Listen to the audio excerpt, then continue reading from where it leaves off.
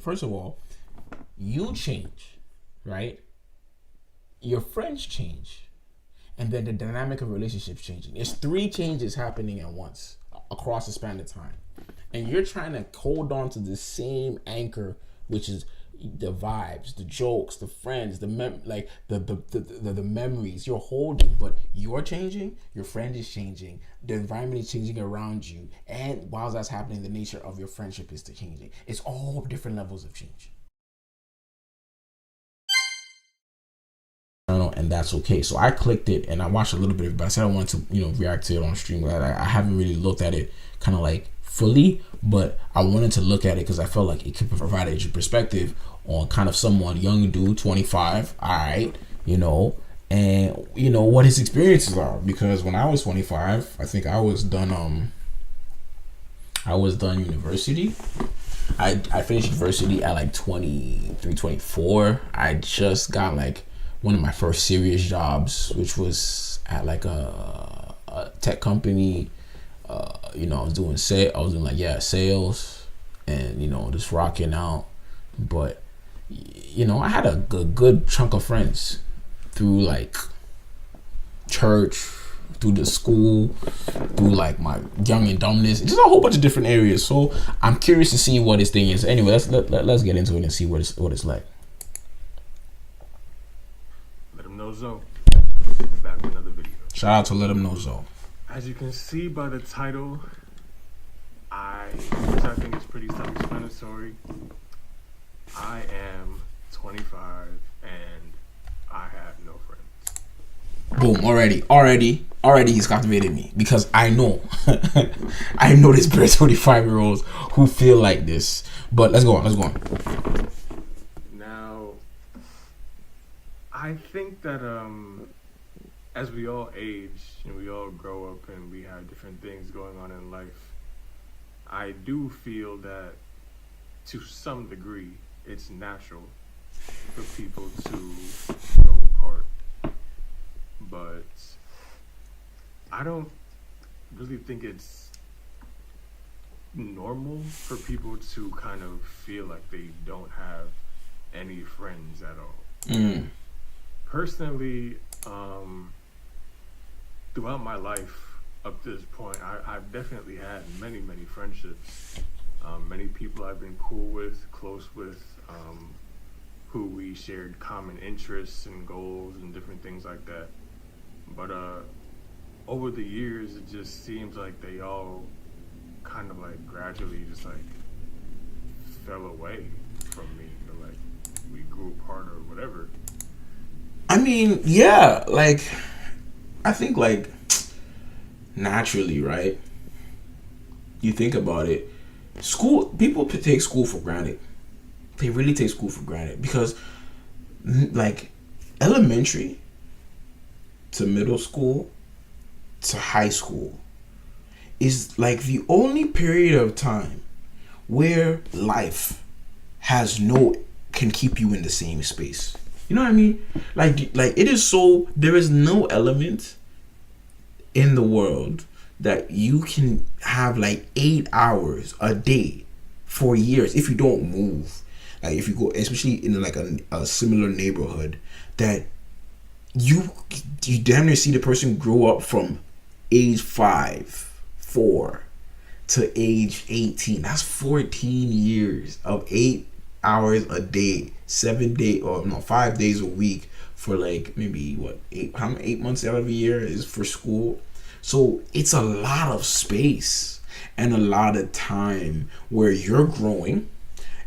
So it's not only it's a lot of space and it's a lot of time, it's probably the only element where everyone is doing what you're doing and at the pace that you're at. Because what I mean by like that is like in your grade, everyone in your grade is experiencing the same things. Like if you're in 7th grade, y'all are all experiencing puberty together. Some may get to like 6 feet, some may get to 5'9", some may get to 5'10", some may get to stay 4 feet. But at least you're all experiencing puberty together, right? So it's in sync. you're experiencing life stuff together. Like if it's new games or things that or new sports or new whatever, you have something to talk about, right? Like it's always gonna be there as a space to form connections, and we take that for granted, bro. We take that you show up to a place and you're gonna have people who wanna talk to you or not talk to you or beef you, just give you any type of injection of relationship, just because you pulled up, I pulled up at 8 a.m. or 7:45 a.m. and we're here till 3 p.m. That's a lot of space and time, bro. I don't know, like it's looking back at it, we don't take it, we take it for so little of a thing after you become 25 plus. But anyway, let's keep rocking. But shout out to. I definitely had a lot of people who I've been close with since like elementary school, right, through middle school, high school, college. Yeah. So high school, I was having a little bit of difficulty making some friends because I was kind of quiet through my early teen years, and basically before that too, honestly. So when I started high school, I started at a new school in 9th grade. I had actually made it a point to kind of come out of my shell and make an attempt to get closer to people, make more friends, make new friends, try not to depend so much on the people I already knew, because some of them were also there at the high school that I was starting to attend. But it was a pretty big school, pretty big high school, so I definitely had far more people I didn't know than people I did know. Things could still move somewhat smoothly. Yeah, so high school I had a good number of friends. We would... I kind of relate to him still. I kind of relate to him in the sense of high school. High school is a very interesting place because high school, yes, the loudest people have the most friends for sure. The loudest people are oftentimes are the most talked about people. So if you're more of a low key kind of type person, it's not that you won't find your people, but it's harder to just, you know. I was that kind of I was a person that like I can talk. Like I always say, I'm a introverted, skilled conversationalist. That's how I describe myself. I'm not extroverted. I don't like to be outside, but at the same time too, I definitely took emphasis of trying to learn like how to have good conversations. Definitely one of the books I still recommend if you're a young person. I don't care what your age is. If you're a young person and you know you're struggling to find good connections, whether relationship, platonic, finding just homeboys or homegirls or professional relationships, this you can get an Audible podcast ebook form. Is on YouTube. It's by Dale Carnegie. I still read it to this day every now and then when I can. It's called How to Win Friends and Influence People by Dale Carnegie. Legendary book. I still apply those principles to today. I still remember it. That one is one of the best things. Like free cry. Dale Carnegie, How to Win Friends, Influence People. I'm telling you, it will change the quality of your connection. So that's a book I read to kind of become a good conversationalist when I need to be, and how to connect with people, like smile when I'm talking and all these different things, and like listen more than you talk. Those are like tips to kind of get someone going. But I'm an introverted person, so I feel for bro. I can definitely understand that. You would have common interests, talk about different things, go out, see each other, like just, you know, basic stuff that friends do. Yeah, I definitely had like a little, I guess you could say a clique. In my opinion, not really, because I'm the kind of person who will talk to anybody, and most of the people I was friends with in high school were the same kind of people who would, you know, basically talk to anybody. Right. So it's not like we were actively excluding anybody from our friend group. Like, we were very inclusive, very cool, very nonchalant. We could get along with anybody. But it just seems like since I've finished high school, well, actually, no. I finished high school. I still had a good number of friends. Some friends from high school, some friends in the college I was attending at the time. Yeah, so I actually did have a few friends that I didn't expect to have after high school as well. Mm-hmm. There were some people, one person in particular, who I was friends with in a program that we went to that was actually through BOCES. So it wasn't specifically through our high school, but it was through BOCES. And we met in 12th grade, and we actually were friends for some years after that. Mm-hmm.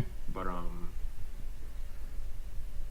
just due to circumstances that made me uncomfortable based on the things that they would say and my background, I was just very uncomfortable at the way that I was beginning to feel each time I came into the presence of this person, and also any kind of mutual friends we had, but more like through him, like, you know, we had friends, like he and I were friends, and then Isn't it funny though? Like, bro was saying that he found a group after high school, and everybody had the same character, but there was one man there that, based off of the things he would say, would affect the way he felt. And like, that's like, to me, it's kind of interesting, right? Because I feel that, like, it's hard to create friendships with people who, like, when they open their mouths and they start chatting, it's not that you want to disconnect with them, that you just realize that, yo, I can't relate, I can't rock with the things that are coming out of your mouth, right? And that's just so common, right? There's just so many people who, they have great smiles, they may be funny, they may be witty, they may be doing different things, but it's the moment they actually try to engage with you in conversation past the banter, or conversation past the wittiness, or whatever the case may be, you give them ample space. You realize that me and you, we just can't be together, bro. And that's also one element in friendships, is that, you see, like I said, back in school days, by your second year with the same people, going through first grade, second grade, fifth grade, sixth grade, seventh grade, you've heard enough people talk enough that you know, this man is a clown, this man is the aggressive dude, this man is a ladies man, this man is a loner, this man is a bit of a, he's a hothead. Like, you learn those things because there's time. But when you grow up, everybody has a nice smile. Everybody off the jump says, yo, nice to meet you, bro. Oh, where you from? Everybody looks cool in the first instances of conversation. And a lot of times you would want to jump into friendships because off the rip, first impressions, right? It's so important. Everyone says it's easy to say, like, let me get your number, bro. Let me get your Instagram. Let me get your whatever the case may be, and we'll connect. Next time, I'm in your, we'll link, right? But I feel like in our time, first, because of social media, because of technology, first impressions are easy to make, right? First impressions is your DP. First impressions is how you come in the DMs. First impressions is just how you relate. First impressions is just a look and, yo, what's up? Because it's so quick. But now it's not your first impression that you use to build your friendships. It's your second impressions and your third impressions, because everybody's gotten good at first impressions, right? Everyone. So I feel for bro. I feel bro completely when he says that, for sure. And he would bring around other people he's friends with, and I would meet them, and we would talk and kick it, whatever. But honestly, I just couldn't. After a while, I couldn't bring myself to, like, stick around in a situation that was making me so emotionally uncomfortable. And I don't mean like he was, like, playing with my feelings or anything like that. It's just like the type of things that they would say sometimes just really, really made me uncomfortable. And honestly, if I'm being specific, one thing that really led me to break away from being friends with that person was their frequent use of the N-word, which made me very, very uncomfortable, because I am African American, I am black, so I strongly feel a connection with that word. What? Oh, you mess with some racists? Negative as it may be. Oh, no. History is history. You can't change what happened. You can't change the history that's connected to the N-word. For sure. So when somebody is using it so freely around me, especially somebody who is not black, I just... Oh, okay. I can't... I feel you. To stay around them. It's just too much for me. And I'm sure some of you are probably going to ask, well, if hearing somebody say that word makes you uncomfortable, why wouldn't you just tell them? And to that, my answer is, if you're friends with somebody and they know that you have personal feelings on a specific topic, but they keep on taking that specific topic and making light of it, how can you call yourself a friend of that person when you know that you're constantly and blatantly kind of picking on something that's like sensitive, like off the rip, that like, error. You know what I mean? Off the rip error. Like I'll say a PSA. A PSA when it comes to your friendships. If you have friends, and you have people who you're valuing your friendship, and I say, hey, bro, I don't like that. If their response is, I'm just ripping, I'm just joking, dip out. Because for me, it's not. I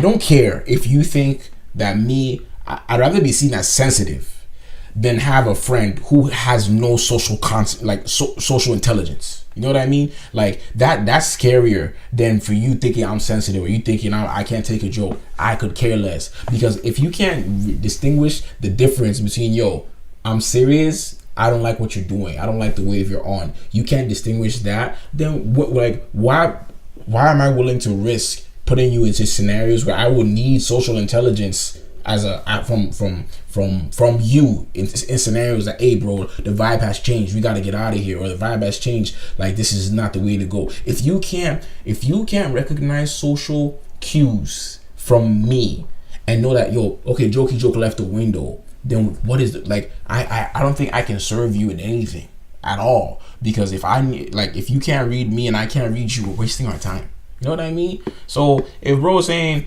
hey, I don't like the way you're moving already, if the person's not black and moving, you know what I mean, you're moving racistly, I dip out. You know what I mean? I already wasted too much time.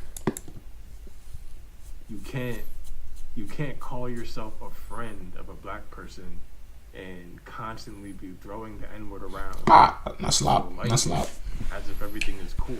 Especially not when you're black. I mean, when you are black, it is kind of different saying that word. But when you're not black, that's something that you really need to just for sure off limits, because it does not really matter. It's just like who said you can say it and who said you can't.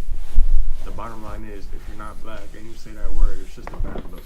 So that was one friend that I really could not continue to hang with, because their use of that word just made me super duper uncomfortable. Copy. And just the thought of having to have a conversation about it just kind of made me think to myself, like, wow, like, you call yourself my friend, but I need to tell you to not say this thing that makes me uncomfortable, and you're saying it like every time I see you.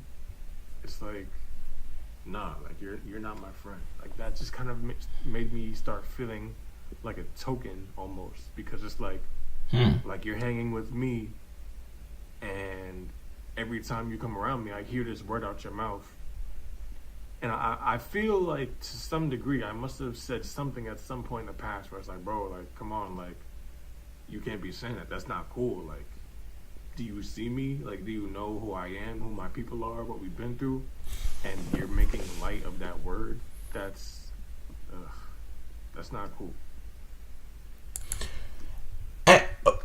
Oh shoot! I damn near lost the. Oh my gosh! I'm gonna get better. I'm going to get better. I lost the video. It was playing and I didn't have it in the background. One thing I would say though, in the way bro is talking, is that as you get older, you just gotta let people know straight up. I believe like not necessarily passive aggressive, but unspoken feelings a lot of time lead to wasted time. Like, because you see how I was saying, like, oh, I might have given the implication, like, bro, like, come on, I'm black, whatever the case may be, and you're still going like this. That's cool. But for me, if we can't handle conflict off the rip, then we're not meant to be friends, bro. Like the way the guy was saying, like, okay, you're moving reckless. You are saying, you are confidently already. The fact that I'm not fought you already is me giving grace, but you are confidently saying n-word around me. You're confidently moving stupidly. You're confidently saying these things that I don't agree with, right? And you couldn't take the social cues. That's one. But from there, my next step is to sit you down and say, bros, yo, the way when this thing comes out your mouth, I damn near want to slap you, but I don't do it. Obviously, I respect you. Obviously, I wouldn't say that, but I respect you.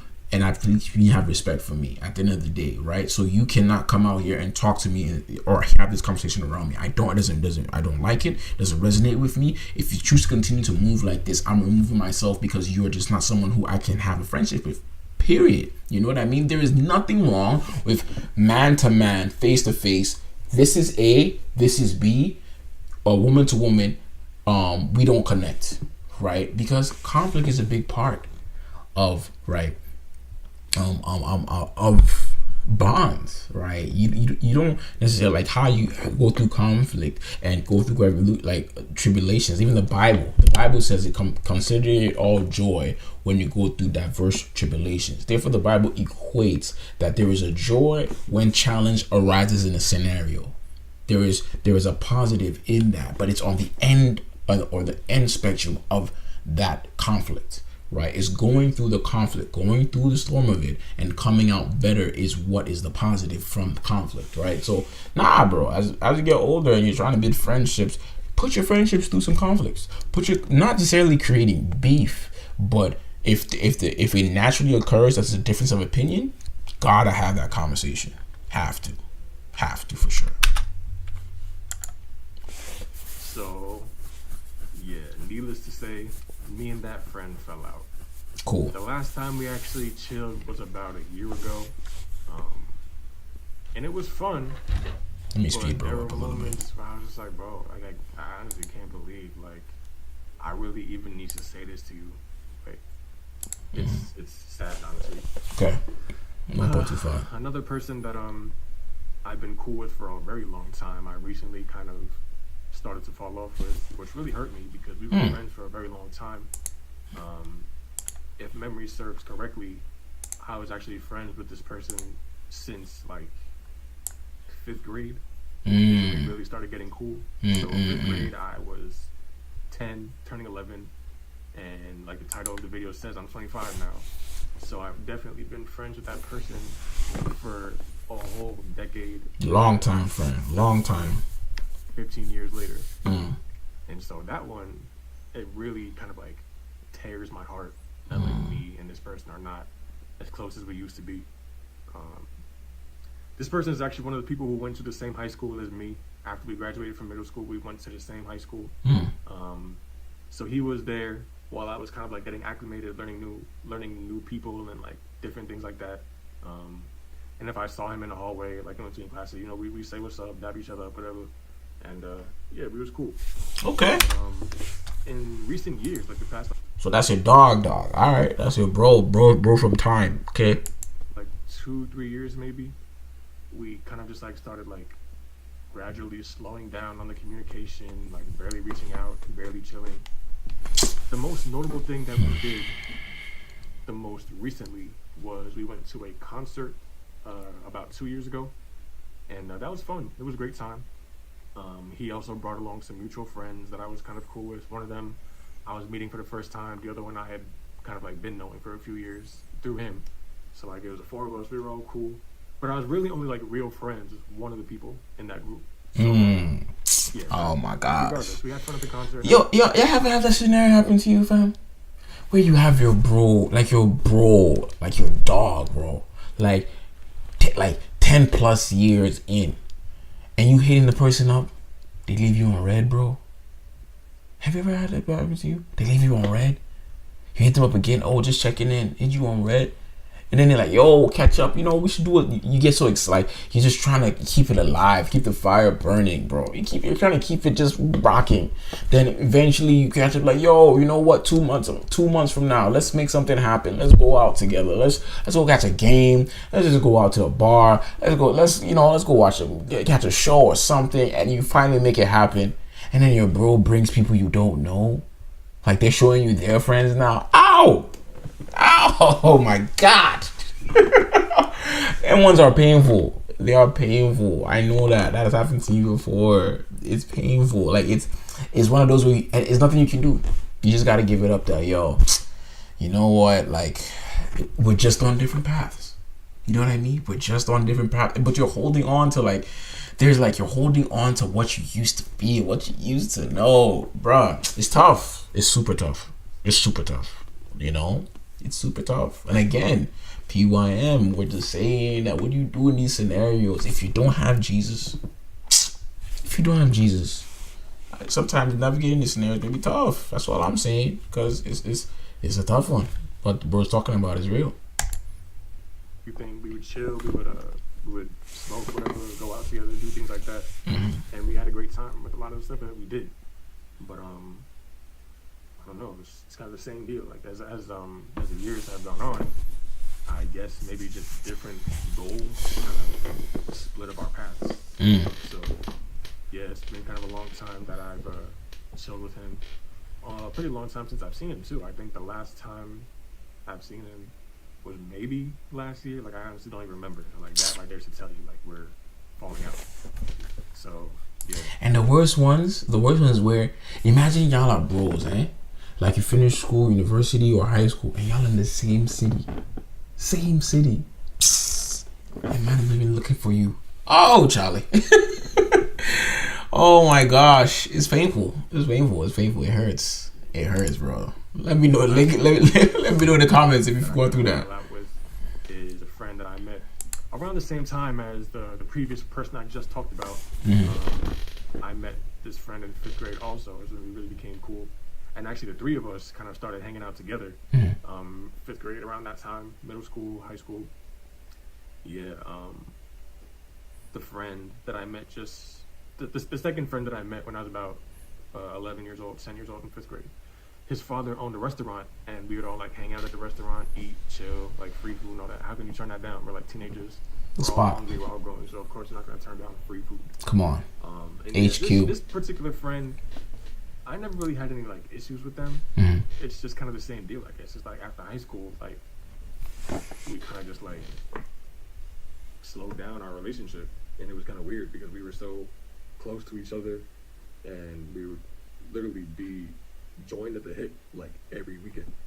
But I don't know. Things change, people change. So what can you do? The only thing in life to be comfortable with is change. So honestly, no, and bro said it, man. Things change and people change. Like you change. First of all, you change, right? Your friends change. And then the dynamic of relationships changing. There's 3 changes happening at once across the span of time.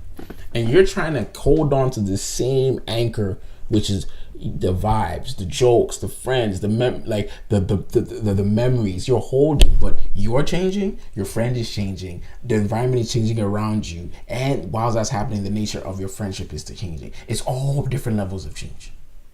And you're trying to hold on for dear life because it feels good. Like when you reminisce and you start to bust out the laughters of old stories and funny adventures and all these things, it feels good to kind of reminisce, but it's fading.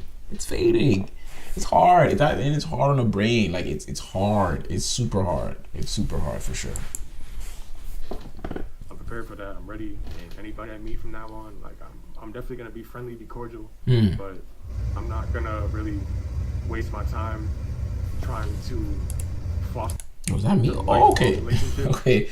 His laundromat thing cut on. Oh, his events machine. what's it called, air vent cut on. I'm like, what the heck is that? It's all good though. At the end of the day, that's really not what it's about anyway. It's more about just having a meaningful connection, and that's it, really. It's not about how long you're friends with somebody. It's just about the fact that you are friends with somebody. So it's cool, honestly. Yeah. And then one area I want to get into, which is say that's actually impossible. Oh my gosh, I'm trying to see if this thing. That's really not what it's about anyway. It's more about just having a... Yo, man's vent is on for the rest of the video, I guess. Okay. Yeah, that's super loud, but it's all good. Meaningful connection, and that's it, really. It's not about how long you're friends with somebody. It's just about the fact that you are friends with somebody. So it's cool, honestly. Yeah. And then one area I want to get into, which is, in my opinion, kind of like uneasy waters, is friends of the opposite sex. Ah. Because some people would say that that's actually impossible. But in my experience, that's not completely true. Sorry about that sound, guys. Oh, okay. Hallelujah. I'm in the basement, as you can probably tell. Look at this beautiful paint job. Yeah, I'm actually thinking I might change the location of where I record my videos every now and then, because that thing is so annoying. But anyway, friends of the opposite sex are something that I feel like it can be possible, but it's very risky, because For sure. you know, depending on the depth of your relationship,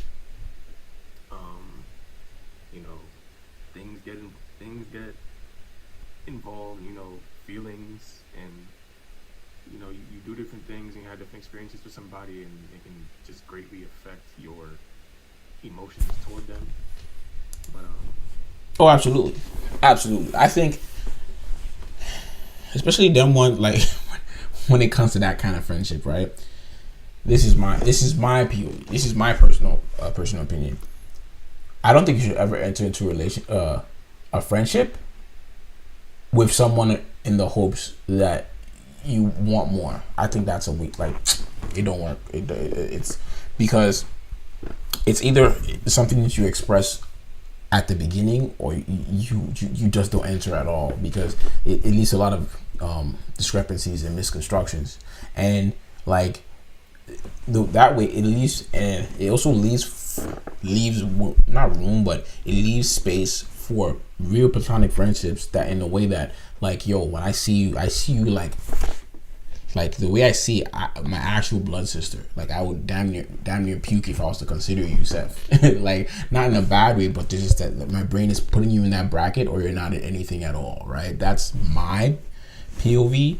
But all to say, like, yeah, if those ones where you hang around. I mean, some people have experienced success doing that, where you went from friends to solid relationship, or they were solid friends. But nah, bro, like if I can't see you with someone else, then you can't be my friend. You know what I mean? Like, that's how I see it. Like, if no, like, I actually want to know who your future husband is gonna be, type of person, then you can be my friend. Like, I actually am like, that's it. Like, I can see you. I'm excited for you, for when you find your person. You know what I mean? I want to meet that person and let them know, oh, my name is Kelvin. Like, that one is great. Like, for sure. Like, yo, I like, beyond just surface level crap, like, no, like, I hope you do have a good marriage. I hope you do have a good husband. I can't wait to see when you have your own kids. Like, those are like my actual genuine opposite sex friendships. You know what I mean? Like, when you're in your mom bag, like, yo, I'm be the person who's gonna buy the diapers. You know what I mean? Those are the ones that are like genuine friendships. But if you can't see that and picture that for the female or the opposite sex friends you have, then I think it's me personally, I think you're wasting your time. That's why I have more male friends than female friends. But all my female friends is like, yo, like, on your wedding day, like, I'm gonna be the one happy. I'm be the one cheering you on, like, 100,000 trillion%. You know what I mean? If I know who ends up becoming your husband, then straight up, you know, I'm supporting y'all. And if I don't know the man and I'm meeting him on the strength of you, then, hey, man, I wish you the best of success, the best of lives. Like, I actually wish general happiness for you. Like, those are my homegirls type vibe. But if I can't have that, Or if you can't see that for me, Charlie, leave me. I'm married. Don't talk to me. Peace out. You know what I mean? Don't talk to me. That's right. Don't talk to me. Yeah. So in my personal experience, I've had plenty of female friends, obviously, and it wasn't all situations where like I was just kind of like talking with them because I wanted to like, like be with them or like, with them or something like that. Like no, like we were like genuinely like cool. Like sex was the last thing on my mind. Okay. In most cases, for a lot of people. I mean, of course, like some of them like you're attracted, and you want to do some things, but it doesn't always have to like turn into that. So yeah, I had a couple of female friends in high school. Middle school, not really so much, but I mean enough, I guess. High school, I made a lot more friends, male and female. We had great relationships. We all had fun in various things we did, like class or for the times that we did like link up and like go out. Always had a blast. It was a fun time. I feel like back around that time, it would have been kind of like counterproductive for things to get sexual between me and female friends, because then it would be like weird every time I saw them, and like the vibes would just be off, and that's not what we needed for the friend group. So yeah, but even the girls too that I was friends with, a lot of them I really don't talk to today, and of course I wasn't like super duper close with them to the point where it like hurts like really really bad, but like nobody's happy to lose friends. I mean, there was a point in time where we were all like this, like you text them, you'll be lucky if they reply within an hour. Like, oh yeah, well, I mean, as you get older, for sure, like, odds are, like, what normally happens is that it's weird when it comes to your opposite sex friendships. If you're a guy or a girl, if you're a girl and you know this is never going to happen, or you're also focused on trying to find your person, it's like people's brains switch to the point of like, how often do we need to talk as we mature, especially when I have my own not love life, but my own like romantic relationship stuff to figure out, and you have yours to figure out. Like, people just start to become very prioritized, that if we ain't talking about money, if we ain't talking about our relationship, or we ain't talking about growth, what are we talking about, right? So it becomes more periodic in terms of friendships and conversations, for sure. But whether it's your good guy friend or your good female friend, it's not lost friendships. It's just a difference of management style. You know what I mean? It's sort of like how think about it in your own life. When you were very young, you had to be attached to your parents' hip. Like, if you were your mom, she has to watch you 24/7, right? When you're like from age 0 to 6. But then from like 6 to like 12, your mom or your dad might watch you not 24/7, but maybe like 14 hours in a day.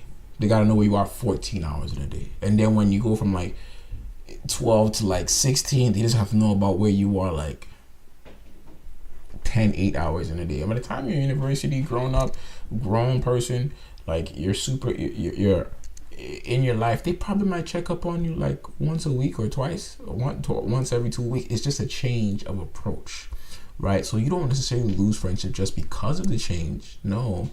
But you do lose friendships when you lose the intentionality, right? It's the difference of intentionality. That's just what you don't lose. And again, this is why I believe that we as human beings are set up to always have Jesus as our best friend. Because Jesus, if you're a Christian or not a Christian, like, maybe if you're a Christian, you can relate. If you're not a Christian, you can find out that Jesus is literally the only being that keeps 100% intentionality from when you first find out about him and when you first engage with him until your last day. There is no person, not even your husband, your wife, your kid, no one is built, no human being is built to be 100% intentional about you other than Jesus and you, period. Period. Like like yeah, you know, you can have high levels of intentionality based on your relationship. Like your parents have high levels of intentionality. Like your spouse, if you're married, may have high levels of intentionality.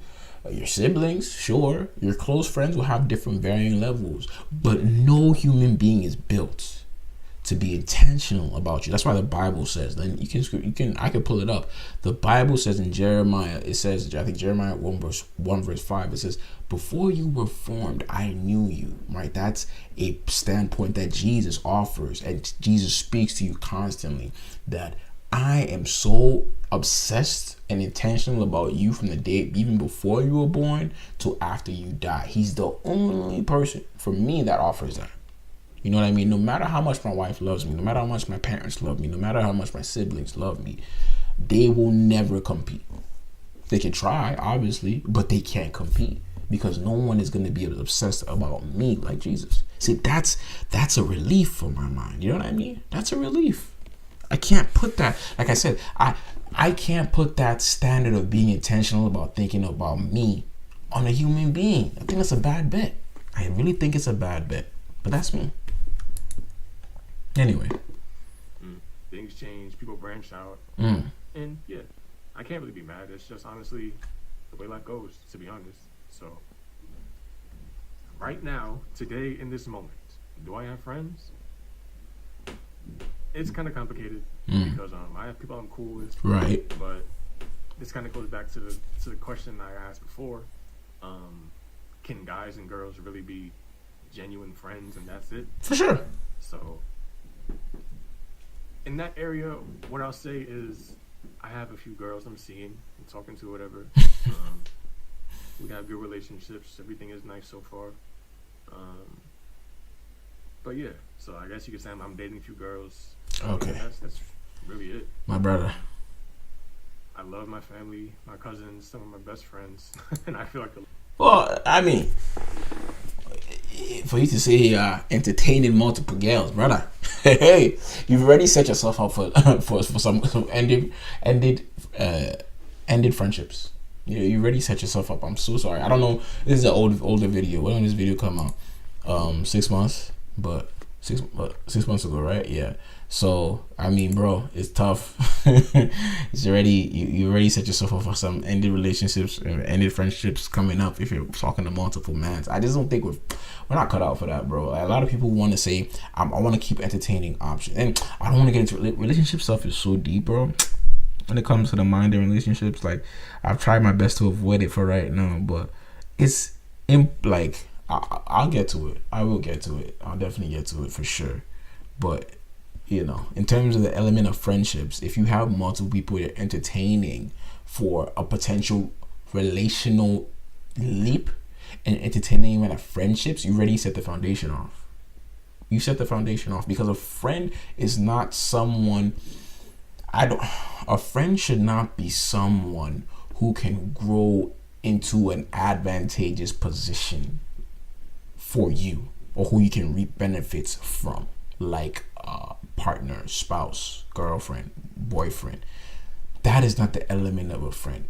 To me, a friend is someone who is going on their life's path and you're on your life's path, and because you're close to each other and aligned, you help each other move in directions for all elements. You know what I mean? It's like, think about it. And it doesn't have to be so sophisticated. The reason, like, if you go back to your elementary school days, the reason why your best friend is often the person in your class is because y'all are both going from 3rd to 4th grade together, 4th to 5th grade together. You have the same assignments, you have the same scenarios, you have the same drama, you have the same situations, because you're progressing through school with the same person. That's a good friendship. It doesn't matter whether you're a guy or girl, it's the same friendship, right? It's the same elements toward the future. But when you say you want to entertain most people as quote unquote friends, and you want one person to occupy a spousal or relational position, already you're off on a wrong start. A true friend is like, yo, I hope you find your person, and I hope and hope for me that I find my person. That's a friend. Girl or guy, it's like, yo, if my best man, like, I want you to find a girl who, like, yo, who's there for you and who you, like, love wholeheartedly, and she will love and respect you wholeheartedly. You'd want the same for me. And if it's opposite sex, like, I want you to find a man who will be good for you, and you also want to help pray for me that I find the person that's there for me if you guys are single. Right? If you can't see a person and want the genuine goodness for them, whatever it may entail, without you occupying a position and trying to obtain benefit from it, then you should not be that person's friend. Period. Y'all should not be friends. You're wasting time. Wasting a lot of time. Anyway, let's hear what Manzo has to say. That's just my rant for the day. Loser saying that. It's like, oh wow, you're friends with your family. Who isn't? But like, honestly, like, family bonds are something that we all need, but we don't all have. True, very true. I'm very grateful for my family. I love them, my cousins, everything. Yeah. That I grew up with, my true day ones, honestly.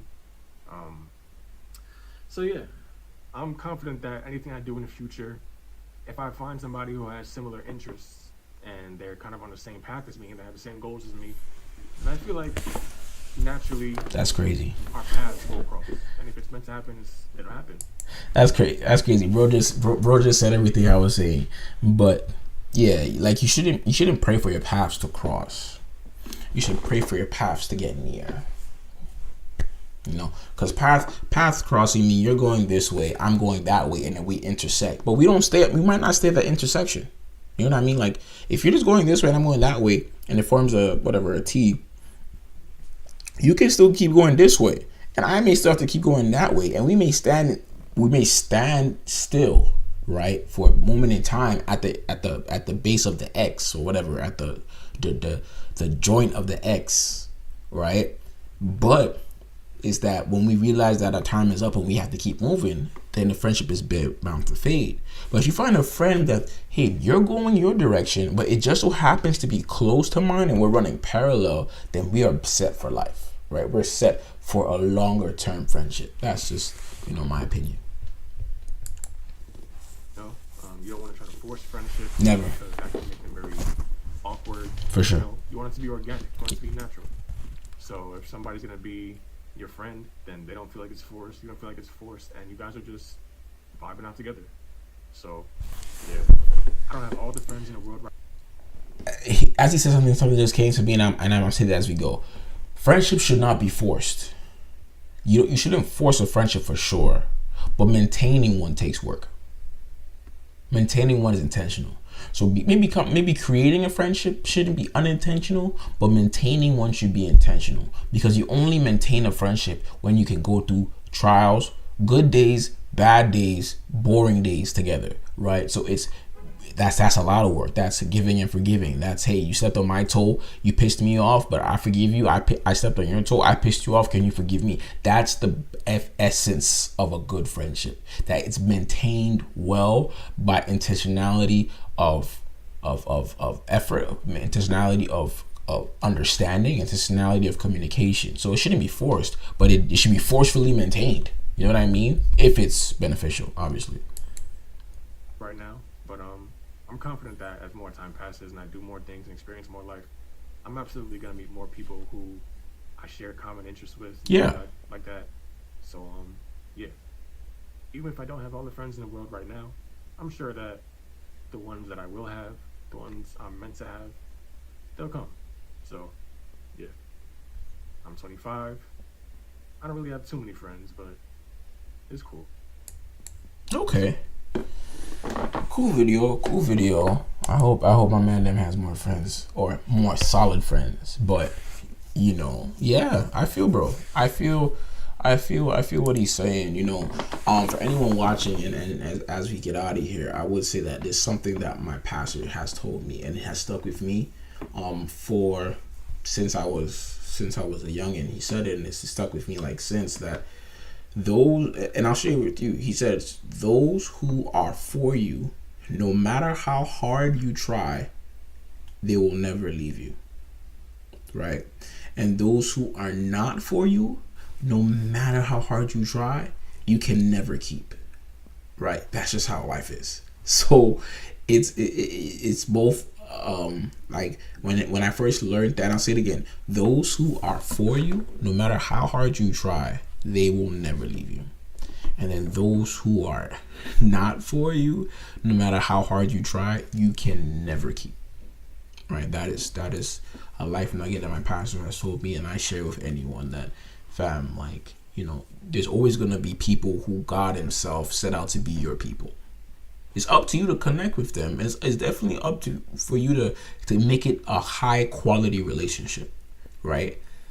But He will make sure that you know those ones where you are not the best friends with bro, but you constantly run into bro. Like you run in similar circles. You're even trying to avoid the mans, but some way, somehow, some shape, some form, you're running into scenarios where the two of you intersect. Then most likely there's a reason why you guys are intersecting. There's a reason. There's something behind it, because the only two people, and this is a funny thing that I've heard someone else say, but the only two people who constantly meet up on the same road is two friends or two enemies. That's it. Those are the that's the truth. Like if you're driving down the same road and you see the same person over and over and over again, they're in your, like, they have to be for one of the two camps. They're either meant to be your friend or they're meant to be your enemy. So you either have to open them up, or you either have to kind of dig God, watch and pray and see what's going on. But either way, there's still there's still a bond. One can be a negative bond that they're meant to be your op.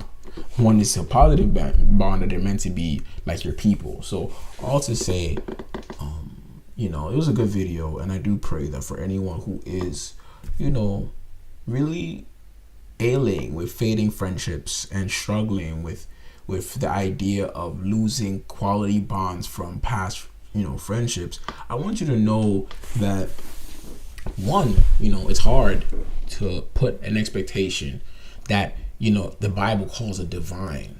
It's a divine quality to be intentional about a person. Human beings can't.